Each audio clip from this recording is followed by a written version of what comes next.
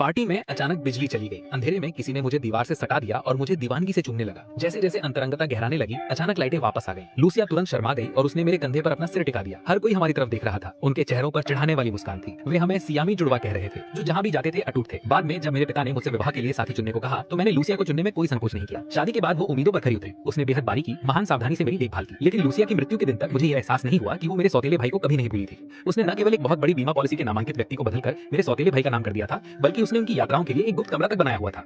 मुझे केवल घृणा महसूस हुई, और जब मैंने उन प्रेम पत्रों को देखा जो उसने इन सभी वर्षों में उसे लिखे थे, साथ ही बड़ी मात्रा में धन जो हर महीने बिना किसी रुकावट के स्थानांतरित किया जाता था, तो मेरी आंखों के सामने अंधेरा छा गया। और जब मैंने अपनी आंखें खोली तो मैंने अपने पिता का अभी भी युवा चेहरा देखा। बोचेन, क्या तुमने सोच समझकर किसी को चुन लिया है? मैं स्तब्ध रह गया। चारों बच्चे बड़े हो गए हैं, तुम्हें शादी कर लेनी चाहिए। इसलिए डैड को बताओ कि तुमने किसे चुना है। मैं वास्तव में अतीत में वापस आ गया था। अपनी भविष्य की पत्नी की घोषणा करने वाले थे। लिन परिवार एन सिटी का सबसे शक्तिशाली वंश है और मैं इकलौता बेटा हूँ, ताकि मैं बाद में एक सहायक पत्नी पा सकूं। पिता 4 बड़े वंशों में से हैं। चारों लड़कियां बचपन से ही अंगरक्षक के रूप में सेवा कर रही थी और मेरे साथ ही बड़ी हुई थी। उनकी मार्शल आर्ट्स कला के अलावा उनका IQ और रूप रंग सब कुछ शीर्ष स्तर का था। लूसिया वो थी जिसे मैं सबसे ज्यादा महत्व देता था। मैं बहुत पहले ही उस पर फिदा हो चुका था। मैं जहाँ भी जाता उसे ही अपनी रक्षा के लिए नामित करता था। लेकिन आज जब पिता ने मुझसे पूछा कि क्या मैंने अपनी भविष्य की पत्नी का चयन पूरा कर लिया है, तो मैं चुप रहा। क्या बात है, पहले तो तुम हमेशा बिना किसी हिचकिचाहट के लूसिया को चुनते थे। आज तुम उस लड़की के बारे में इतना लंबा क्यों सोच रहे हो?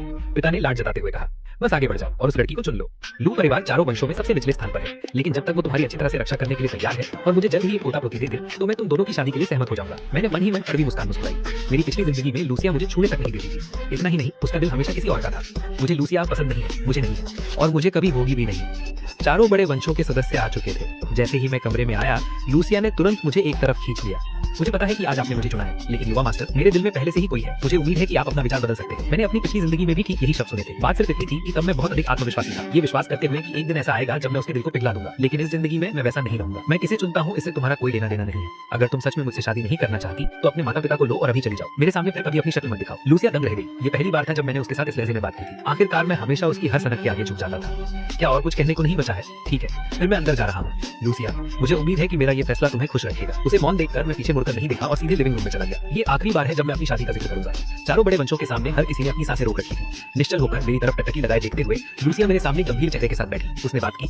युवा मास्टर, कृपया उन शब्दों के बारे में ध्यान से सोचें जो मैंने अभी आपको कहे। फैसला करने से पहले इसके बारे में अच्छी तरह से सोच लें। उसकी उत्सुक अभिव्यक्ति को देखकर मेरे हृदय में हल्का सा दर्द हुआ। ऐसा लगता है कि वो वास्तव में मुझसे शादी नहीं करना चाहती, भले ही लू परिवार अपना सबसे बड़ा सहारा लिन परिवार खो दे। उसे ऐसा देखकर जू जिन हुआन ने उपहास किया। लूसिया, तुम्हें पहले से ही पता था कि युवा मास्टर तुम्हें ही चुनेंगे। निजी बातचीत की क्या आवश्यकता थी? जीन यान ने भी अपने लाल होंठ से कोड़े। सही बात है, हमने तो बहुत पहले ही उम्मीद छोड़ दी थी। सही ना जिक्सिया? मैंने वेन जिक्सिया की तरफ देखा, जो उन चारों में से एक थी। जिसे मैं सबसे कम पसंद करता था वही वो भी थी। लेकिन हर बार जब मैं किसी मुसीबत में पड़ता था, तो सबसे पहले पहुंचने वाली व्यक्ति हमेशा वही होती थी। हालांकि उसकी जुबान तेज और दिल काला था, कठोर था, लेकिन चारों महिलाओं में वो सबसे काबिल थी। पिछली जिंदगी में उसे दुनिया का सबसे अमीर व्यक्ति बनने में 15 साल से भी कम समय लगा था। क्योंकि भगवान ने मुझे फिर से शुरुआत करने का मौका दिया है। अगर मुझे चुनना ही है तो मुझे सबसे अच्छे को चुनना होगा। मैं चुनता हूँ। इससे पहले कि मैं अपना वाक्य पूरा कर पाता, आंगन में चिल्लाने की आवाजें गूंज उठी। तुम आखिर क्या कर रहे हो? क्या तुम अंधे हो? तुम्हें कोई अंदाजा नहीं है कि ये पोशाक कितनी महंगी है? पारदर्शी फर्श से छत तक की खिड़की के माध्यम से गुस्सा करते हुए देखा। माफ करना, मेरा ये मतलब नहीं था। मैंने बस आपको देखा नहीं। अगर तुमने मुझे नहीं देखा तो तुम अंधे हो। तुम आखिर हो कौन? फटे पुराने कपड़ों में इस तरह, और तुम्हारी हिम्मत मास्टर लिन की जन्मदिन की पार्टी में आने की हुई। तुम्हारी मौत आई है। उसने लिन नानशान को थप्पड़ मारने के लिए अपना हाथ उठाया। सोफे पर बैठी वेन जिसिकिया तुरंत बाहर भागी। साथ में जिन हुआन और झेन न्यान थी। उन्हें वैसे भी कभी नहीं लगा था कि उनके चुने जाने का कोई मौका है, इसलिए उन्होंने वेन जिसिकिया को तमाशा देखने के लिए निर्णायक रूप से बाहर खींच लिया। जाने से पहले वेन जिसिकिया ने मुझ पर एक नजर डाली। उन खूबसूरत आंखों में एक अवर्णनीय भावना का संकेत था। वो थप्पड़ नहीं लगा। युवा मास्टर शिये ने लूसिया के समूह को देखा और तुरंत अपना हाथ रोक लिया। मिस लुलू, किसने आपको उस पर हाथ उठाने की अनुमति दी? क्या आप जानती भी हैं कि वो कौन है? वो भी लिन परिवार का एक सदस्य है। लिन परिवार के युवा मास्टर का छोटा भाई। क्या आप अंधे हैं? लूसिया को इतना क्रोधित देखकर उस आदमी ने माफी मांगी और जल्दी से मुड़कर चला गया। लिन नानशान लूसिया के पीछे छिप गया। उसने अपना सिर घुमाकर कमरे के अंदर मेरी तरफ देखा। मुझे खेद है, मैं बस पहले सावधान नहीं था। बहुत अंधेरा था, मैं देख नहीं पाया। इसलिए वो समझाते हुए और भी अधिक घबरा गया।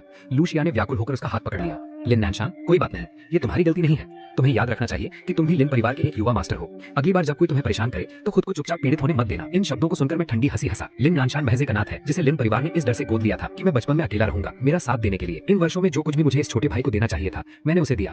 अब मुझे लूसिया भी नहीं चाहिए, वो ये सब रख सकता है। मैंने उन दोनों से अपनी नजरें हटा ली। मेरा दिल थोड़ा सुधरा। पिता ने सभी के चेहरे के भावों को स्कैन किया। कुछ हल्की खांसी खांसी। ये तुम्हारा चुनाव करवा सकते हैं। मैं वेन जिसिकिया को चुनता हूँ। जैसे ही ये शब्द कहे गए, उपस्थित सभी माता पिता स्तब्ध रह गए। लूसिया के माता पिता परेशान दिखे, जबकि वेन जिसिकिया के माता पिता बेहद खुश थे। पिता ने भी वेन जिसिकिया को देखकर भौहें सिकोड़ी। वो लड़की, क्या तुम हमेशा उसे नापसंद नहीं करते थे? तुमने तो यहाँ तक कहा था कि वो हमेशा तुम्हें परेशान करती है। क्या तुम्हें डर नहीं लगता? एक बार जब हमारी शादी हो जाएगी तो वो मुझे और परेशान नहीं करेगी ना? हाँ, वो निश्चित रूप से नहीं करेगी। फिलहाल मैं आज की बात की घोषणा नहीं करना चाहता। कृपया इसके बारे में फिलहाल उन्हें ना बताएं। शादी अगले महीने के लिए तय है। जब तक कि दुल्हन समय पर आ जाती है तब तक सब ठीक है। हर किसी ने मेरी तरफ देखा और सिर हिलाया कि उनकी कोई आपत्ति करने की हिम्मत नहीं हुई। विवरणों पर बातचीत करने के बाद हर कोई एक एक करके चला गया और जैसे ही मैंने आंगन में कदम रखा, लिन नानशान जल्दी से समझाने की कोशिश करने लगा। मुझे माफ कर देना भाई, ये मेरी गलती है। मुझे अभी इतना तेज शोर नहीं मचाना चाहिए था। मुझे अपने कमरे में छिपे रहना चाहिए था और बाहर नहीं आना चाहिए था, लेकिन यहाँ बाहर बहुत रौनक थी। मैंने अभी एक शब्द भी नहीं कहा था। लिन नानशान पहले से ही घबरा रहा था। जो लोग नहीं जानते थे वो सोचेंगे कि मैं उसे प्रताड़ित कर रहा हूँ। युवा मास्टर, लिन नानशान का ये मतलब नहीं था। अगर आपको कोई समस्या है तो उसे मुझ पर निकाल दीजिए। इस बीच लूसिया ने उसकी रक्षा की। मुझे पता है कि हमारी सगाई पहले से ही तय है। जब तक आप लिन नानशान के साथ थोड़ा बेहतर व्यवहार करने के लिए सहमत हो जाते हैं, मैं आपसे शादी करने के लिए तैयार हूँ। लिन नानशान का चेहरा पीला पड़ गया। वो लूसिया के पास चक्कर बिना रुके कांप रहा था। मैं हंसा।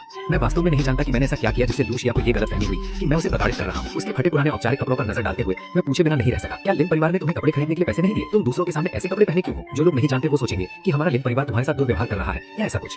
नहीं, ऐसा नहीं है। बात सिर्फ इतनी है कि मैं खुद पैसे खर्च करने की हिम्मत नहीं कर पाया। मेरे भाई को दोष मत दो। जैसे ही उसने अपनी बात पूरी की, एक आदमी सीधा मेरी तरफ झपटा। लिन बेचैन, नरक में जाओ। मैं तुम सभी लिन परिवार के सदस्यों को मरा देखना चाहता हूँ। मैंने उस आदमी को तुरंत पहचान लिया। लिन परिवार का कट्टर दुश्मन सीईओ सुन ली। लिन परिवार द्वारा चैन ग्रुप को तब तक दबाए जाने के बाद जब तक कि वे दिवालिया नहीं हो गए। उसकी मानसिक स्थिति अस्थिर हो गई थी। मेरी पिछली जिंदगी में वही व्यक्ति था जिसने मुझे अपंग कर दिया था। उसे देखते ही मेरी पहली प्रतिक्रिया लूसिया की तरफ देखना था, लेकिन उसने बिल्कुल पिछली जिंदगी की तरह काम किया। लिन नानशान को उसकी रक्षा के लिए अपनी बाहों में कसकर पकड़ लिया। जल्दी से हटो लिन नानशान, डरो मत। अगले ही पल तेज धार वाले चाकू ने मेरी बाह पर कट मार दिया। जैसे ही मैं लूसिया को डांटने वाला था, लिन नानशान उसकी बाहों से छूट गया।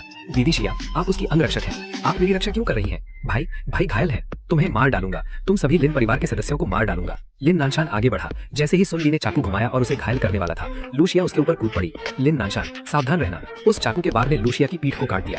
दृश्य अराजकता में बदल गया। किसी ने चिल्लाकर कहा, मिस्टर लिन की रक्षा करें, जबकि मैं समझ नहीं पा रहा था कि मैं क्या करूं। सुनली की नजर एक बार फिर मुझ पर पड़ी। उसने हमला करने के लिए चाकू उठाया। मैंने अपनी आंखें बंद कर ली और चिल्लाया, लूसिया, क्या तुम भूल गई हो? तुम मेरी अंगरक्षक हो। ब्लेड नीचे गिरा और जैसे ही वो मुझे मारने वाला था, एक और महिला ने अपनी पूरी ताकत से मुझे अपनी बाहों में खींच लिया। मैंने ऊपर देखा और उस महिला की खूबसूरत ठोड़ी देखी। क्या तुम मूर्ख हो? क्या तुम्हें बचना नहीं आता? अगले ही पल उसने मुझे छोड़ दिया। सुनली से उलझने के लिए मुड़ गई। इस समय मैंने साफ देखा कि वो वेंजू यानी जिसेकिया थी। दीदी शिया, उसका मुंह कहता है कि वो मुझसे नफरत करती है और मेरे जल्दी मर जाने का इंतजार नहीं कर सकती। लेकिन जब खतरा आता है तो मुझे बचाने के लिए सबसे पहले दौड़ने वाली व्यक्ति हमेशा वही होती है। उसकी मार्शल आर्ट्स कला लूसिया से कम नहीं है। कुछ ही चालों में उसने सुनली को नीचे गिराकर दबोच लिया। हालांकि वो कुछ मामूली चोटों से नहीं बच सकी। जैसे ही मैं आगे बढ़ने वाला था, मैंने उसे खड़े होते देखा और मेरी तरफ देखकर मुस्कुराया। मैं ठीक हूँ, जब तक तुम मरे नहीं हो तब तक सब ठीक है। ये कहकर वो पीछे मुड़े बिना चली गई, लेकिन मेरा दिल इसी पल उसकी तरफ झुक गया और नानशैन की आवाज मेरे कानों में गूंजी। मैंने ऊपर देखा तो लूसिया को उसकी रक्षा करते हुए देखा। भाई, क्या आप ठीक है? दीदी शिया को दोष मत दीजिए। ऐसा इसलिए था क्योंकि मैं अभी उनके करीब खड़ा था, इसलिए उन्होंने पहले मेरी रक्षा करना चुना। मुझे खेद है युवा मास्टर। जैसे ही लूसिया समझाना चाहती थी, मैंने उसे ठंडी नजरों से देखा। समझाने की जरूरत नहीं है, मैं घायल हूँ। लिन परिवार के नियमों के अनुसार तुम सजा की हकदार हो। मैं सजा स्वीकार करने के लिए तैयार हूँ। विशाल लिविंग रूम में लूसिया हॉल के केंद्र में निश्चल होकर घुटनों के बल बैठी थी। चाकू के कट से उसकी पीठ घायल थी। लिन नानशान पास ही में खड़ा था, मेरी पीठ के घाव को देख रहा था, होंठ को जोर से काटते हुए। जू जिनहुआन और झेन नियान एक तरफ खड़ी थी जो इसे देख नहीं पा रही थी। युवा मास्टर, हम भी आपके अंगरक्षक हैं। चूंकि आप घायल हुए हैं इसलिए हमारी भी गलती है। आप सिर्फ शिया अकेले को सजा नहीं दे सकते। ये सही है युवा मास्टर, हम भी सजा के हकदार हैं। मैं सोफे पर बैठ गया। पारिवारिक डॉक्टर मेरे घाव को कीटाणु रहित यानी डिसइंफेक्ट कर रहा था। कीटाणु रहित किए जाने के दौरान घाव का तेज दर्द मेरे पूरे शरीर में फैल गया, लेकिन ये दर्द उस दर्द के सामने कुछ नहीं था जो मेरे दिल में था। मैंने जमीन पर घुटनों के बल बैठी महिला को ठंडी नजरों से देखा और सपाट लहजे में कहा, जब ये घटना घटी तुम दोनों वहां मौजूद नहीं थे, इसलिए तुम्हें सजा से छूट दी जाती है। लेकिन लूसिया वहां थी और उसकी वजह से मुझे चोट लगी। अगर मैं उसे सजा देता हूं तो क्या तुम्हें ये अनुचित लगता है? जू जिनहुआन और झेन नियान ने एक दूसरे की तरफ देखा और उसके लिए विनती करना जारी रखा। लेकिन वो आपकी भविष्य की पत्नी है, क्या उसे घायल देखकर आपको दर्द नहीं होता? ये सही है, आप शिया से इतना प्यार करते हैं, आप उसे आहत होते कैसे देख सकते हैं? इससे पहले कि मैं बोल पाता, सीधे तनकर घुटनों के बल बैठी लूसिया ने अपना मुंह खोला। अगर संभव हो तो मैं चाहूंगी कि युवा मास्टर ने जिस व्यक्ति को चुना है वो मैं बिल्कुल ना हूं। बैत का कोड़ा लाओ यहाँ। ये उस दिन से था जब उन चारों ने लिन परिवार में प्रवेश किया था। पिता ने इसे विशेष रूप से मेरे लिए बनवाया था। 15 वर्षों में मैंने कभी इस कोड़े को नहीं छुआ। चूंकि तुमने स्वेच्छा से सजा स्वीकार कर ली है तो मैं पीछे नहीं हटूंगा। ये कहकर कोड़ा उसकी पीठ पर जोर से बरसा। लूसिया टस से मस नहीं हुई, वो एक बार भी नहीं कराही। कोड़ा पकड़े हुए मेरा हाथ भी कांप रहा था, बस अपनी पिछली जिंदगी के बारे में सोचकर, जहां उसने मेरे जीवन की खुशियां बर्बाद कर दी थी। मैं शुद्ध क्रोध से कांप उठा। अपनी घायल बाहों को उठाते हुए मैंने फिर से कोड़ा उठाया। जैसे ही दूसरा वार होने वाला था, लिन नानशान दौड़कर आया और उसने पूरा वार अपने ऊपर ले लिया। वो तीव्र दर्द से चिल्लाया। लूसिया ने व्याकुल होकर उसे अपनी बाहों में खींच लिया। लिन बेचैन, मैं तुम्हें उसे छूने की अनुमति नहीं दूंगी। वो खुद बीच में कूदा है, इसका मुझसे क्या लेना देना? तीसरा वार आने वाला है, इसे तुम लोगी या वो लेगा? प्लीज ऐसा मत करो। लिन नानशान दर्द से बेहोश हो गया। लूसिया ने जल्दी से नौकरों को उसे उठाने के लिए बुलाया। लिन नानशान, प्लीज तुम्हें कुछ नहीं होना चाहिए। उसने लिन नानशान को ऊपर ले जाने में मदद की। लिविंग रूम के बीच में खड़े पारिवारिक डॉक्टर पर चिल्लाते हुए, अपनी गांड उठाकर अभी यहाँ तुरंत ऊपर आओ, तुरंत। अगर लिन नानशान को कुछ भी हुआ तो मैं तुम्हें कभी माफ नहीं करूंगी। पारिवारिक डॉक्टर ने मेरी तरफ देखा, इतना डरा हुआ कि वो जोर से सांस लेने की हिम्मत नहीं कर पा रहा था। मैंने एक शब्द भी नहीं कहा तो वो लूसिया की बात सुनने की हिम्मत कैसे करता? जाओ। मैंने बैत के कोड़े को जमीन पर फेंक दिया। अपने हाथ के फटे हुए घाव को देखते हुए मैंने कहा, मैं नहीं चाहता कि लिन परिवार में कोई मरे। ओह सही बात है, वो 1000 साल पुराना जिनसेंग यहाँ लाओ जो मेरे पिता ने मुझे दिया था। क्या आप इसे शिया को ठीक होने के लिए देना चाहते हैं? अगर आप उसे सांत्वना देंगे तो वो निश्चित रूप से अपनी गलती मान लेगी ना। इसे वैन जिसेकिया के लिए वैन परिवार को भेज दो या उस लड़की जिसेकिया को। युवा मास्टर, क्या आप उसे सबसे ज्यादा नफरत नहीं करते? गर्व से। किसने कहा कि मैं उसे पसंद नहीं करता? अगली सुबह करके मैंने नौकरों को लूसिया से जुड़ी हर चीज ले जाने और उसे बाहर फेंकने का आदेश दिया। युवा मास्टर, ये वो चीजें हैं जिन्हें आप सबसे ज्यादा संजो कर रखते हैं, आपको अब ये नहीं चाहिए? हाँ। अपनी कनपटी की मालिश करते हुए, इन्हें फेंक दो। मैं वैन जिसेकिया को खोजने के लिए कपड़े बदलने ही वाला था कि एक नौकर चिल्लाया, युवा मास्टर। दूसरे युवा मास्टर दरवाजे पर घुटने बैठे हुए हैं। मेरे चेहरे का भाव तुरंत बिगड़ गया। कृपया मुझे माफ कर दीजिए बड़े भैया, आज जो कुछ भी हुआ वह मेरी गलती है। मैं खामोश बैठा रहा। और कहा, लिन नानशान, क्या तुम्हारा नाटक खत्म हुआ? अगर तुम इसे जारी रखोगे तो ये पुराना बासी हो जाएगा। मैं जाने के इरादे से उसके पास से आगे बढ़ गया, लेकिन लिन नानशान ने अचानक मेरा टखना पकड़ लिया। कृपया भाई, अगर आप दीदी शिया को माफ नहीं करेंगे तो मैं कहीं नहीं जाऊंगा। तुम आखिर चाहते क्या हो? मत भूलो, आज तुम्हारे पास जो कुछ भी है वो सब मेरे द्वारा तुम्हें दिया गया है। मेरे बिना तुम बिल्कुल कुछ नहीं हो। लिन परिवार के दूसरे युवा मास्टर की उपाधि तो दूर की बात है। आपको लगता है कि मुझे दूसरे युवा मास्टर की इस खाली उपाधि की परवाह है? मुझे दूसरा युवा मास्टर कहा जाता है, लेकिन हर कोई मेरे साथ केवल आपके नौकर जैसा व्यवहार करता है और कुछ नहीं। मैं आज यहाँ आपसे भीख मांगने आया हूँ कि आप शिया से शादी ना करें। वो जिससे प्यार करती है वो मैं हूँ, वो केवल मुझसे शादी करना चाहती है। मैं इन सभी वर्षों में आपके लिए एक मुहरा बना रहा हूँ, तो बस मेरी इस एक इच्छा को पूरा कर दीजिए। ये इतना कठिन नहीं है ना? आखिरकार वो अपना असली रूप दिखा रहा है। मेरी पिछली जिंदगी में मेरी मृत्यु तक का समय लग गया था मुझे लिन नानशान का असली चेहरा साफ देखने में, लेकिन पीछे मुड़कर ध्यान से सोचने पर मुझे एहसास हुआ कि मेरा ये नाम मात्र का छोटा भाई शुरू से ही कभी दयालु स्वभाव का नहीं था। उसने सालों तक पीड़ित होने का नाटक किया। मुझे लगा कि ये सिर्फ कम आत्मसम्मान था। पता चला कि ये सब एक झूठ था। वो लूशिया का दिल चुराने के लिए पीड़ित होने का कार्ड खेल रहा था। अफसोस की बात है कि लूशिया सच्चाई के प्रति अंधी है। मुझ जैसे एक वैध लिन परिवार के युवा मास्टर को छोड़कर शून्य शक्ति या स्थिति वाले गोद लिए हुए बच्चे को चुनना। क्या होगा अगर मैं कहूं कि मैं नहीं चाहता? तुम जैसे गोद लिए हुए बेटे को मुझसे कुछ भी मांगने का कोई अधिकार नहीं है। अगर तुम अभी भी लिन परिवार में रहना चाहते हो तो अपनी औकात में रहो, अन्यथा तुम्हें किसी से भी शादी करने की अनुमति नहीं दी जाएगी। 4 बड़े वंशों में से होने के कारण उसकी आंखों में ठंडी चमक चमकी। लिन नानशान ने मेरे टखने को कसकर खींच लिया। क्योंकि आप इतने बेरहम हो रहे हैं तो मुझे दोष मत दीजिएगा। उसकी उंगलियों के नाखून मेरे टखने में गहरे धंस गए। मुझे तीव्र दर्द की एक लहर महसूस हुई। मुझे छोड़ो। जैसे ही मैंने उसे दूर ढकेलने के लिए ताकत का इस्तेमाल किया, लिन नानशान का शरीर सीधा सीढ़ियों से नीचे लुढ़कता चला गया। मेरी बाह में बहुत दर्द हो रहा है। इससे पहले कि मैं प्रतिक्रिया भी कर पाता, लूसिया दरवाजे से अंदर भागी। लिन नानशान, तुम्हें कैसा महसूस हो रहा है? लिन बेचिंग, क्या तुमने अभी तक पर्याप्त परेशानी खड़ी नहीं की? अगर तुमने लिन नानशान पर दोबारा हाथ उठाया तो मैं कसम खाती हूँ कि मैं तुमसे कभी शादी नहीं करूंगी। मैंने नहीं किया, उसने ये खुद किया। तुम अभी भी स्वीकार नहीं करोगे? तुम सच में बहुत आगे निकल गए हो। मैंने अपनी आंखों से तुम्हें सीढ़ियों से नीचे लात मारते देखा है और फिर भी तुम बहाने बना रहे हो। इन्हें दोष मत दीजिए। दीदी शिया, दर्द नहीं हो रहा है। तुम्हारी हड्डी टूट गई है, डरो मत। मैं तुम्हें अस्पताल ले जाऊंगी। जैसे ही वो जा रहे थे, उसने उन कचरे के बैगों को देखा जो नौकर सीढ़ियों से नीचे ले जा रहे थे। अपने से जुड़ी चीजों को बाहर लुढ़कता देखकर उसने ठंडी सांस ली। हमारी अभी शादी भी नहीं हुई है और तुम पहले से ही मेरा सामान पैक करने और उन्हें दुल्हन के कमरे में रखने की जल्दी में हो। जो भी हो लिन बेचिंग, मैं वास्तव में तुमसे शादी करूंगी या नहीं ये अभी भी अनिश्चित है। मिस लू, युवा मास्टर ने मुझसे इन चीजों को फेंकने के लिए कहा था। बहुत हुआ, मेरे पास इस बकवास के लिए समय नहीं है। लूशिया ने लिन नानशान को सहारा दिया और पीछे मुड़कर भी नहीं देखा, लेकिन वो लिन नानशान के मुंह के कोने पर आई क्षणिक मुस्कान को देखने में विफल रही। लेकिन मैंने उस मुस्कान को दिन के प्रकाश जैसा साफ देखा। मैंने अपने पैर के घाव को नीचे देखा, लेकिन लूशिया ने मुझे बिल्कुल नहीं देखा, जिससे मेरी चुपती आंखें झपक गईं। मैंने शादी के दिनों के बारे में सोचा। मैं शादी के दिन का इंतजार करते हुए दिन गिन रहा था। मैं सच में देखना चाहता था कि शादी वाले दिन जब उसे पता चलेगा कि जिससे वो शादी कर रही है वो नहीं है, तब लूशिया का क्या रिएक्शन होगा। लूशिया 3 दिनों तक लिन नानशान के साथ अस्पताल में रही। इन 3 दिनों में मैंने उसकी परछाई तक नहीं देखी। चौथे दिन तक भी नहीं। मैं अपने पिता के साथ शादी की डिटेल्स पर चर्चा कर रहा था। तभी लूशिया अचानक अंदर आ गई। यंग मास्टर, अंकल लिन, मुझे कुछ कहना है। हम खाना खा रहे हैं, क्या तुम खाने के बाद इंतजार नहीं कर सकती? मैं इंतजार नहीं कर सकती। यंग मास्टर, जिससे मैं प्यार करती हूँ वो आप नहीं है। मैं 4 दिन बाद होने वाली शादी में आपसे शादी नहीं करूंगी। उसकी बातें सुनकर पिता शब्द रह गए। शिया, क्या तुम बेचैन को नहीं जानती? मैंने पिता की बात काट दी और लूशिया की तरफ देखा। मुझे फर्क नहीं पड़ता कि तुम मुझसे प्यार करती हो या नहीं, बस 4 दिन बाद शादी में समय पर पहुंच जाना। मैं नहीं आऊंगी। मैंने पहले ही कह दिया है कि मैं आपसे शादी नहीं करूंगी, ठीक है? चूंकि तुम मुझसे इतना प्यार करती हो तो मैं उसे भी शादी करने दूंगा। 7 दिन बाद वो भी मेरे साथ शादी करेगा। उस समय मैं चाहता हूँ कि तुम अपनी आंखों से उसे किसी और से शादी करते हुए देखो। यंग मास्टर, आप ऐसा क्यों कर रहे हैं? आप लोगों को इतना मजबूर क्यों कर रहे हैं? क्या लिन परिवार की ताकत और दौलत का मतलब ये है कि आप कुछ भी कर सकते हैं? तुम चाहो तो इसे नजरअंदाज कर सकती हो, तुम उसे लेकर बहुत दूर भाग सकती हो और अपनी मनचाही जिंदगी जी सकती हो। बस अन सिटी में लू परिवार कितने समय तक पाएगा इसकी कोई गारंटी नहीं। मेरी धमकी सुनकर लूशिया की आंखों में नफरत की तेज चमक उभरी। ठीक है, मैं आपसे शादी करूंगी। उसने दांत भींचते हुए सिर हिला दिया। लूशिया के जाने के बाद पिता ने उलझन में पूछा, बेचैन, तुम ऐसा क्यों कर रहे हो? क्या तुम उस लड़की जीशिया से शादी नहीं करना चाहते? फिर लूशिया को क्यों उकसा रहे हो? उस पर मेरा कर्ज है। काफी देर बाद मेरा गुस्सा धीरे धीरे शांत हुआ। बाबा, उन्हें जाने दीजिए। 7 दिन बाद लिन नानशान और मैं साथ में शादी करेंगे। मैं वेन जीशिया से शादी करूंगा और लिन नानशान लूशिया से शादी करेगा। चूंकि वो लिन नानशान से इतना प्यार करती है तो मैं उसकी इच्छा पूरी कर दूंगा। मेरी भूख खत्म हो चुकी थी। मैं उठकर डाइनिंग रूम से बाहर चला गया, लेकिन बाहर जाकर मैंने उन दोनों को आंगन में एक दूसरे को कसकर गले लगाते देखा। लूशिया इतनी बुरी तरह रो रही थी कि सांस नहीं ले पा रही थी। आंसू उसके चेहरे पर लगातार बह रहे थे। आई एम सॉरी, मैं बेकार हूँ। उसने लू परिवार के अस्तित्व का इस्तेमाल मुझे धमकाने के लिए किया। मेरे पास उससे शादी करने के अलावा कोई रास्ता नहीं है, लेकिन मैं तुमसे वादा करती हूँ, मैं उसे जिंदगी भर खुद को छूने नहीं दूंगी। लिन नानशान, जिससे मैं प्यार करती हूँ वो तुम हो। लिन नानशान बार-बार उसके आंसू पोंछ रहा था, दर्द भरे चेहरे के साथ उसे अपनी बाहों में लिए हुए। क्यों? वो मेरे साथ ऐसा क्यों कर रहा है? मैं तो बस तुमसे प्यार करता हूँ, बस इतना ही। मेरी किस्मत इतनी खराब क्यों है? मैं सिर्फ एक अनाथ क्यों हूँ, एक आश्रित? शिया, मैं नहीं चाहता कि तुम किसी और से शादी करो। उनकी भावनाएं चरम पर पहुंच गई और दोनों एक दूसरे को कसकर गले लग बैठे। अगर कोई सच नहीं जानता होता तो ये रोमांटिक दृश्य देखकर शायद रो पड़ा, लेकिन मुझे ये सिर्फ दयनीय लगा। लिन नानशान, क्या तुम जानते हो कि मैं तुमसे प्यार क्यों करती हूँ? यंग मास्टर से नहीं। 15 साल पहले बॉडीगार्ड ट्रेनिंग में शामिल होने से पहले मैं लो ब्लड शुगर की वजह से बेहोश हो गई थी और तुम बारिश में मुझे अपनी पीठ पर उठाकर लिन परिवार वापस लाए थे और मुझसे कहा था मजबूत बने रहो। उसी दिन से मैंने कसम खाई थी कि मैं जिंदगी भर तुमसे प्यार करूंगी और तुम्हारी रक्षा करूंगी। लिन नानशान सामने खड़ी महिला को खाली निगाहों से देखता रहा, लेकिन कुछ नहीं बोला और आखिरकार मुझे समझ आ गया कि लूशिया लिन नानशान से इतना प्यार क्यों करती है। असल में उसने उस समय वाले मुझे लिन नानशान समझ लिया था। हाँ,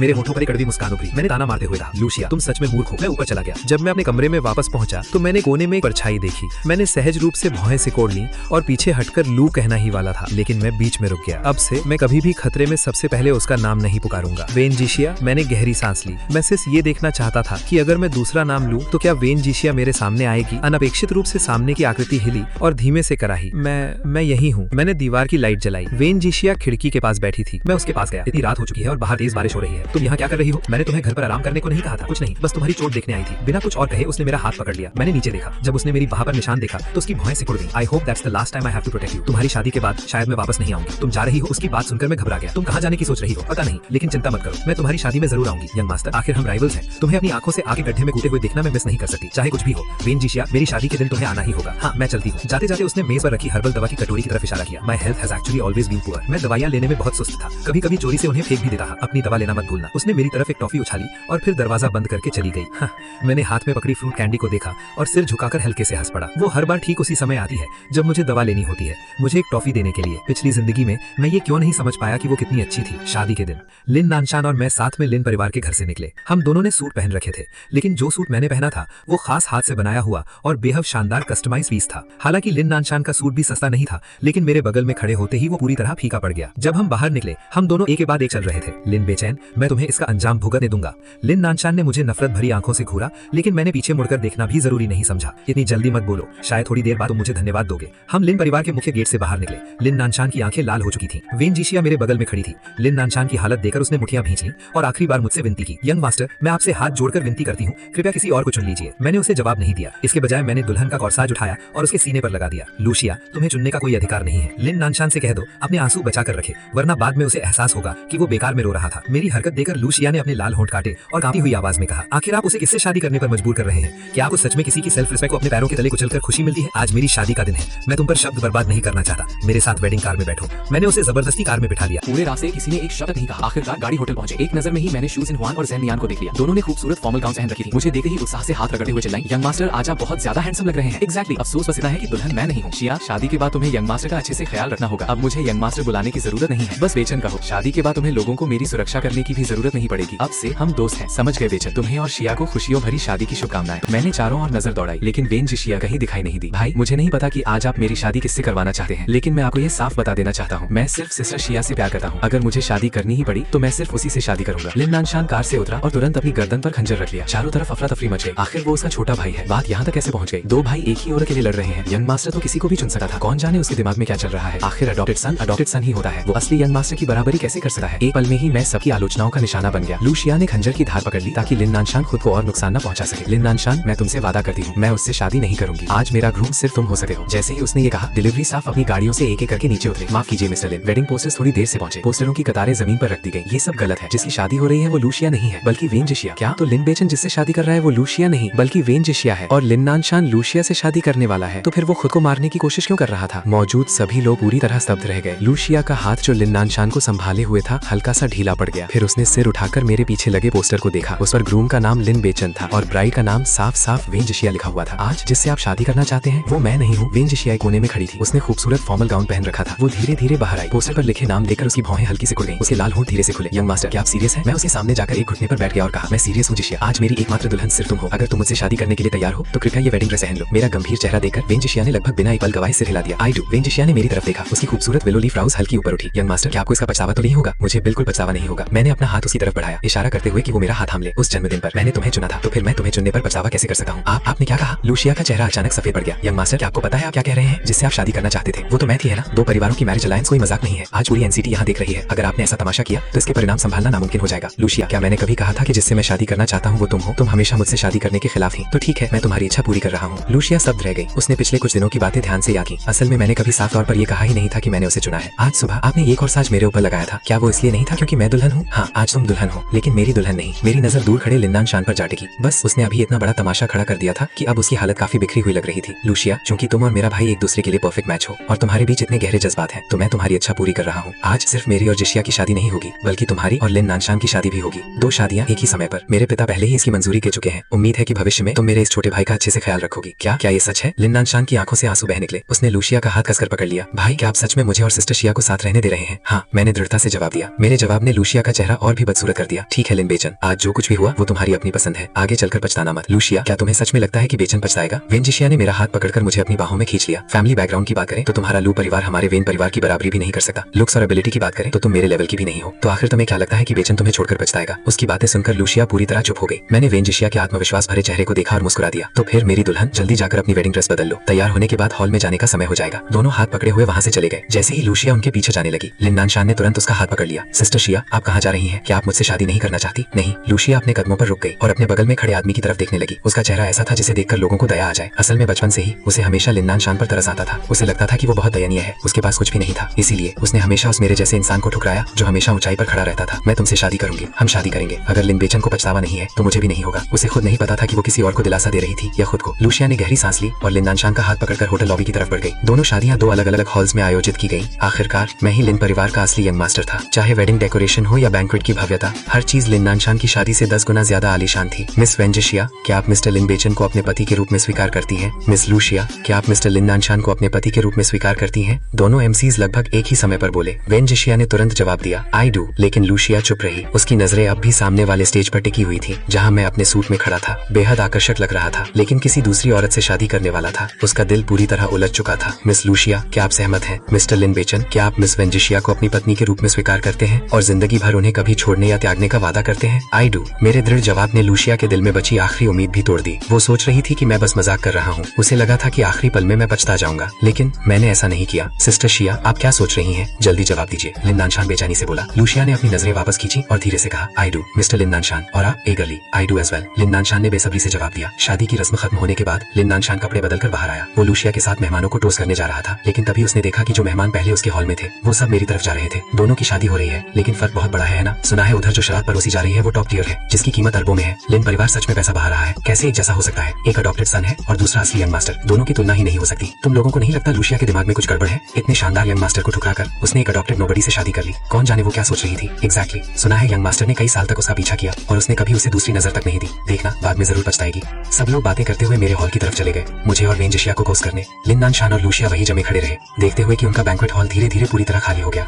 दोनों के चेहरे बेहद बदसूरत हो चुके थे। I'm sorry सिस्टर शिया, अगर मेरी वजह से नहीं होता तो तुम इस हालत में नहीं पहुंचती। लिन नानशान की आंखें लाल थीं, उसका चेहरा अपराध बोध से भरा हुआ था। कोई बात नहीं, मैं तुम्हें दोष नहीं देती। उसे क्यों नहीं दोष देती? अगर उसकी वजह से नहीं होता तो तुम बहुत पहले ही यंग मास्टर से शादी कर चुकी होती। शिया, तुम्हें अंदाजा भी है तुमने अपने ही हाथों से लू परिवार का भविष्य बर्बाद कर दिया। माँ, ऐसा मत कहिए। अब मेरी शादी लिन नानशान से हो चुकी है। लिन बेचन ने भी किसी और से शादी कर ली है। सब कुछ तय हो चुका है। I don't regret it. लेकिन उस समय लूसिया को डर था कि शायद लिन बेचन बाद में पछताकर उसके पास वापस आएगा। उसने मेरी तरफ देखा जो दूर नहीं खड़ा था। उसे लगा कि मैं कम से कम 1-2 बार उसकी तरफ देखूंगा, लेकिन शुरू से अंत तक मैंने उसकी तरफ एक बार भी नहीं देखा। इसके उलट मैं बहुत खुलकर हंस रहा था। लूसिया ने सोचा, लगता है बहुत समय हो गया है उसे नहीं खुलकर मुस्कुराते हुए। सिस्टर शिया, आपके बारे में क्या आपको मुझसे शादी करने का पछतावा है? नहीं तो चलिए चलकर उन्हें एक डोज देते हैं। अगर उनकी वजह से नहीं होता तो हम इतनी आसानी से शादी नहीं करवाते। एक छोटे भाई के रूप में मुझे उन्हें धन्यवाद कहना चाहिए। ठीक है। लूसिया ने सिर हिला दिया। असल में वो बहुत पहले से ही इंतजार नहीं कर पा रही थी। वो मेरे चेहरे पर पछतावे का भाव देखना चाहती थी। फादर लिन शादी की खुशी में कुछ ज्यादा ही पी चुके थे। वो पहले से थोड़ा नशे में थे। उन्होंने वेंजिशिया का हाथ पकड़ा और लगातार समझाने लगे, वेन लड़की, मैं अपना बेटा तुम्हें सौंप रहा हूँ, तुम्हें उसका अच्छे से ख्याल रखना होगा। बिल्कुल वैसे मत करना जैसे बचपन में उसे परेशान किया करती थी। चिंता मत कीजिए अंकल, मैं बिल्कुल ऐसा नहीं करूंगी। वेंजिशिया ने मेरी तरफ नरम नजरों से देखा। मैं उसे बचपन में इसीलिए परेशान करती थी क्योंकि मैं आपका पक्षपात सहन नहीं कर पाती थी। मेरा पक्षपात? मैंने का पक्षपात किया? बताओ तो सही। हम चारों में से आप सिर्फ उस लूसिया लड़की के साथ अच्छे थे। आमतौर पर तो आप मेरी तरफ देखते तक नहीं थे। अगर भविष्य में आपने उसे याद करने की हिम्मत की तो मैं सिर्फ जेलस नहीं होंगी, मामला उससे कहीं ज्यादा गंभीर होगा। तुम कहना चाहती हो कि तुम मुझे बचपन में इसलिए तंग करती थी क्योंकि तुम जेलस थी? मैंने कभी नहीं सोचा था कि वेंजिशिया हमेशा से मुझे पसंद करती थी। मैं जवाब देने ही वाला था कि तभी लिन नानशान और लूसिया हमारे सामने आ गए। उसे देखते ही मेरे चेहरे की मुस्कान तुरंत गायब हो गई। छोटे भाई, तुम्हें कुछ चाहिए? सिस्टर शिया और मुझे साथ रहने देने के लिए धन्यवाद। हमें आप दोनों को एक टोस्ट देना चाहिए और हैप्पी वेडिंग विश करनी चाहिए। लिन नानशान ने अपना ग्लास उठाया और हल्का झुककर एक घूंट लिया, जबकि लूसिया उसके बगल में बिना हिले खड़ी है। उसकी नजर वेंजिशिया की उस बाह पर पड़ी जो मेरी बाह में लटी हुई थी। उसकी आंखें धीरे धीरे बर्फ जैसी ठंडी होती गईं। हाँ, मैं भी तुम दोनों को हैप्पी वेडिंग विश करता हूँ। मैंने बिना किसी भाव के शराब का एक घूंट लिया, फिर लूसिया की तरफ देखा। टेक्निकली अब तुम्हें मुझे भाई कहना चाहिए। लूसिया ने अपने हाथ में पकड़े ग्लास को कसकर पकड़ लिया। वो समझ ही नहीं पा रही थी कि मैं इतना शांत क्यों था, इतना शांत कि जैसे मुझे कोई फर्क ही नहीं पड़ता। वेंजिशिया ने मेरी बाह और कसकर पकड़ ली। उसने लूसिया की तरफ देखा और मुस्कुराकर कहा, तुम्हें मुझे सिस्टर इन लॉ भी कहना चाहिए, है ना? नो वे। लूसिया स्वभाव से घमंडी और ठंडी थी। वो शू जिनहुआन और जेनियान को हमेशा नीचा समझती थी और वेंजिशिया को भी पसंद नहीं करती थी। अब उससे सिस्टर इन लॉ कहलवाना बिल्कुल नामुमकिन था। क्या हुआ लूसिया, तुमने मेरे छोटे भाई से शादी की है, इसका मतलब अब तुम लिन परिवार की बहू हो। लिन नानशान की इज्जत की वजह से लिन परिवार का कुछ बिजनेस अभी तुम्हारे लू परिवार को दिया जा सकता है, लेकिन अभी तुम हमें भाई और सिस्टर इन लॉ तक कहने को तैयार नहीं हो। इसका मतलब तुम इस रिश्ते को स्वीकार ही नहीं कर रही। अगर ऐसा है तो फिर रहने दो। आज के बाद लिन परिवार का बिजनेस सिर्फ बाकी 3 परिवारों को मिलेगा। जहाँ तक तुम्हारे परिवार की बात है, मेरी बात पूरी होने से पहले ही फादर लू ने जल्दी से लूसिया का हाथ पकड़ लिया।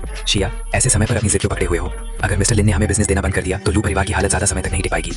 जब तुमने एक अडॉप्टेड सन को चुना था तभी तुम्हें समझ जाना चाहिए था कि इसका यही अंजाम होगा। फादर लू की बातें सुनकर लिन नानशान का चेहरा हरा और नीला पड़ गया।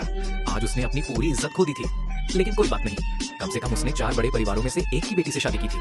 भविष्य में लोग उसे कुछ सम्मान तो देंगे ही। बेटी, अब भी किस बात की हिचकिचाहट है? फादर लू लगातार लूसिया पर दबाव डाल रहे थे। लूसिया ने अपने हाथ में पकड़े वाइन ग्लास को कसकर थाम लिया और लंबे समय तक चुप रही। आखिरकार उसने धीरे से कहा, भाई नमस्ते। सिस्टर इन लॉ नमस्ते। वेंजिशिया ने खुशी से अपना गिलास उठाया और एक घूंट लिया। शादी खत्म होने के बाद मैं वेंजिशिया को अपने घर वापस ले गया। वहीं दूसरी तरफ लिन नानशान अपना सामान पैक करने लगा। अब से उसे लू परिवार के घर में रहना था। वो अपना सामान शिफ्ट कर रहा था और मैं एक तरफ खड़ा होकर उसे देख रहा था। लूसिया दरवाजे के पास खड़ी मुझे देख रही थी। यंग मास्टर, अब मुझे यंग मास्टर बुलाने की जरूरत नहीं है। लूसिया, अब तो मेरी बॉडीगार्ड नहीं हो। लूसिया कुछ कहना चाहती थी, लेकिन मेरा बेरुखा रवैया देखकर उसने फिर कुछ नहीं कहा। लिन नानशान ने आखिरकार अपना सामान पैक कर लिया। लूसिया ने खुद आगे बढ़कर उसका हाथ पकड़ा और उसे लू परिवार के घर की तरफ ले जाने लगी। भाई, इतने सालों तक मेरा ख्याल रखने के लिए धन्यवाद। अब मैं जा रहा हूँ। ठीक है, चलो साथ चलते हैं। क्या आप भी हमारे साथ चलना चाहते हैं? क्या मैं वेलकम नहीं हूँ? मैंने आगे कोई सफाई नहीं दी और सीधे नीचे उतर गया। क्या हुआ? अब पछता रहे हो? दुर्भाग्य से मेरी शादी अब लिन नानशान से हो चुकी है। अगर अब तुम्हें पछतावा भी हो तो कोई फायदा नहीं। किसने कहा कि मुझे पछतावा है? लू परिवार के घर जाने की मेरी अपनी वजह है। मैं कुछ कदम ही चला था कि अचानक वेंजिशिया ने पीछे से मेरी कमर पकड़ ली। जिस जगह तुम्हें जाना चाहिए वो वेन परिवार का घर है, लू परिवार का नहीं। सही कहा ना बेचैन? मैंने तुमसे कहा था अगर तुमने ठीक से व्यवहार नहीं किया तो मुझे जेलसी होगी। ठीक है, उसकी खुशबू से घिरा हुआ मैं मुड़ा और उसकी कमर पकड़ ली। अगर तुम्हें इतनी चिंता है तो मेरे साथ क्यों नहीं चलती? ठीक है, मैं तुम्हारे साथ चलूंगी। हम चारों दो अलग अलग गाड़ियों में बैठकर लू परिवार के घर की तरफ रवाना हो गए। लेकिन किसी ने यह ध्यान नहीं दिया कि मेरी गाड़ी के पीछे एक बड़ा ट्रक लगातार चल रहा था। जैसे ही हम अंदर दाखिल हुए, हमारा स्वागत करने के लिए कोई मौजूद नहीं था। तभी एक नौकर जोर से चिल्लाया, यंग मास्टर लिन आ गए हैं। लू के पिता और माता ने एक दूसरे की ओर देखा और जल्दबाजी में बाहर भागे। युवा मालिक लिन, क्या उन्हें सच में पछतावा हुआ? लिन बाइशन, कुछ बोलो, तुम मेरे घर पर क्या कर रहे हो? व्यापार, जाहिर है। मैंने लू के निवास में कदम रखा और परिवार द्वारा मेरा स्वागत किया गया। मैंने लापरवाही से कमरे को स्कैन किया और उन उपहारों को देखा जो मैंने पहले लूसिया को दिए थे। इन सभी वर्षों में मैंने लूसिया के लिए अपना दिल खोल कर रख दिया था। उसके घर की अधिकांश चीजें मेरे द्वारा बहुत ऊंची कीमतों पर नीलाम की गई थी और वापस लाई गई थी। अपने पिछले जीवन में लूसिया ने इन सभी को बेच दिया, इन्हें नकद में बदल दिया और एक एक पैसा लिन नानशान को ट्रांसफर कर दिया। इस जीवन में मैं उन्हें फिर से इस तरह लाभ नहीं कमाने दूंगा। भाई, तुम वास्तव में लू के घर पर क्या कर रहे हो? तुमने पहले ही वेंजिक्सिया से शादी कर ली है। मुझे मत बताना कि तुम अभी भी शिया दीदी के पीछे पड़े हो। लिन नानशान ने चिंता से पीले पड़ते हुए अपने होठ चबाए। पछतावा बेकार है लिन बाइशन, मैं तुम्हें बता दूं, अगर मुझे सही से याद है तो ये नीला और सफेद चीनी मिट्टी का फूलदान मेरी तरफ से एक उपहार था।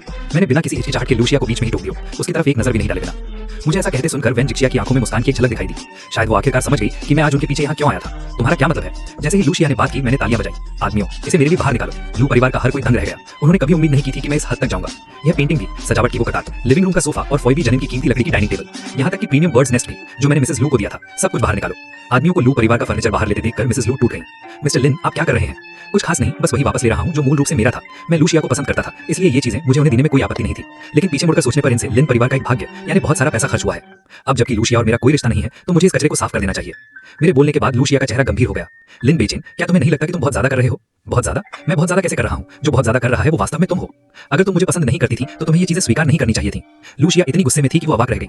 लिन बेचैन, क्योंकि तुम इतने बेरहमी से काम कर रहे हो तो सपने में भी मत सोचना कि मैं तुम्हें कभी माफ कर दूंगी। भले ही तुम वापस आकर मुझसे भीख मांगो, चिंता मत करो, वह दिन बिल्कुल कभी नहीं आएगा। अधिकांश चीजें साफ हो जाने के बाद मेरा दिल आखिरकार हल्का महसूस करने लगा। जैसे ही हम निकले, मैंने वेंजिक्सिया के गले में अपना हाथ डाल दिया। मेरे दिल में पिछले जीवन की नाराजगी आखिरकार गायब होने लगी। पत्नी, उस एक शब्द पत्नी ने वेंजिक्सिया को बेहद खुश कर दिया। उसने मेरी तरफ ऊपर देखा, उसके गाल लाल हो गए। तुमने मुझे क्या बुलाया पत्नी? चलो घर चले। हाँ चलो घर चले। हम दोनों हाथ में हाथ डाले चले गए। अपने पीछे लोगों से भरा एक कमरा छोड़ गए जो एक दूसरे को घूर रहे थे। लू के पिता इतने गुस्से में थे कि वो लगभग बेहोश हो गए। लूसिया, तुम बदतमीज लड़की, खुद को देखो, तुमने हमें और हमारे परिवार के नाम को पूरी तरह से बदनाम कर दिया है। हे भगवान, मेरा सारा बर्ड्स नेस्ट भी चला गया। वे सभी टॉप ग्रेड के थे। मिसेस लू ने अपनी कनपटियों को मला और फर्श पर गिर पड़ी। माँ, क्या आप ठीक है? लिन नानशान को भी उम्मीद नहीं थी कि लू के घर में लगभग हर चीज मेरी तरफ से एक उपहार था। उसने मिसेस लू को उठाने की कोशिश की लेकिन उन्होंने उसे धक्का दे दिया। मुझे मत छुओ, तुम मनहूस, अगर तुम ना होते तो मुझे ये अपमान नहीं झेलना पड़ता। लिन नानशान ने अपनी जेब से एक कार्ड निकाला। ये वो पैसा था जो उसने लिन परिवार में बचाया था पिछले वर्षों में। हालांकि ये बहुत अधिक नहीं था, फिर भी ये 10 अरबों का था। माँ, ये तो बस कुछ बर्ड्स नेस्ट है। अगर आपको ये पसंद है तो मैं इसे बाद में आपके लिए खरीद सकता हूँ। तुम इसे खरीदोगी? क्या तुम्हें कोई अंदाजा है कि उस बर्ड्स नेस्ट की कीमत कितनी थी? इन वर्षों में युवा मालिक लिन ने मुझे हर साल बर्ड्स नेस्ट दिया है। प्रत्येक घोंसले की कीमत करोड़ों की है। तुम्हारे जैसा गोद लिया हुआ बेटा, क्या तुम इसे वहन कर भी सकते हो? लिन नानशान दंग रह गया। उसने धीरे से कार्ड वापस खींच लिया। क्या ये सच में इतना महंगा है? ये तो बस बर्ड्स नेस्ट है, अन्य प्रकार के भी सब एक जैसे ही होते हैं। इतना महंगा प्रकार क्यों खरीदना? भले ही वो लिन परिवार का गोद लिया हुआ बेटा था और उसे मासिक आभाषण मिलता था, लेकिन वो मेरे आधे के बराबर भी नहीं था। दीर्घकालिक उपभोग के लिए प्रति घोंसला करोड़ों की कीमत वाला बर्ड्स नेस्ट, वो इसे घर ले जाने का खर्च कैसे उठा सकता था? तुम्हारे लिए बेशक ये महंगा है, लेकिन वह लिन परिवार का युवा मालिक है। वह कीमत पर पलक भी नहीं झपकाता। अगर तुम ना होते तो मैं अपनी पूरी जिंदगी वो बर्ड्स नेस्ट खाती रहती। मुझे माफ करो माँ। लिन नानशान ने माफी मांगते हुए अपना सिर झुका लिया, लेकिन उसकी आंखों में छिपी नफरत को छिपा नहीं सका। उसे उम्मीद नहीं थी कि लू के घर में शादी करने के बाद भी मैं उस पर पैर रख रहा हूँ, यानी उसे दबा रहा हूँ। माँ, इस मामले का लिन नानशान से कोई लेना देना नहीं है। इस घर में हमने केवल कुछ फर्नीचर और सजावट की चीजें खोई हैं। हम उन्हें बस दोबारा खरीद सकते हैं। मुझे लिन बेचैन की चीजें चाहिए भी नहीं। जैसे ही उसने अपनी बात खत्म की, लिन परिवार का नौकर जो मेरे साथ गया था अचानक वापस अंदर भागा और लूसिया को एक फोटो सौंप दी। ओह, सही बात है, मेरे युवा मालिक ने कहा कि उन्हें ये आपको देने की आवश्यकता है। यह क्या है? क्या उसने मेरे साथ पर्याप्त खिलवाड़ नहीं किया? युवा मालिक ने कहा कि आप इसे देखते ही समझ जाएंगी। उस व्यक्ति ने बात खत्म की और तुरंत चला गया। लूसिया ने अधीरता से देखने के लिए फोटो उठाई। जब एक नजर में ही उसका हाव भाव तुरंत बदल गया। यह एक फोटो थी जब वो 10 साल की थी और बॉडीगार्ड ट्रेनिंग के दौरान बेहोश हो गई थी। फोटो में एक लड़का उसे अपनी पीठ पर लादे लिन परिवार के पैतृक घर की ओर चल रहा था।